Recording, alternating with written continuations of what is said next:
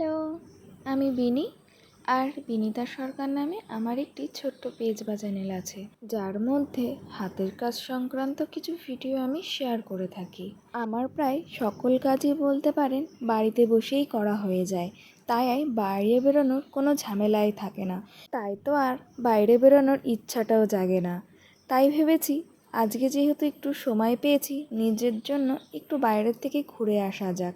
এই যে ড্রেসটা দেখতে পাচ্ছেন, অনেক দিন আগে দুটি ড্রেস তৈরি করেছিলাম, একটা সাদার মধ্যে আর একটা এই যে গোলাপির মধ্যে।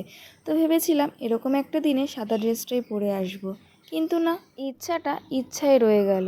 বাইরে যে এত বৃষ্টি পড়ছে তাই না আর সাহসে কুলিয়ে উঠতে পারিনি। এরপরে আমাদের খাবার দাবারগুলো চলে এসেছে।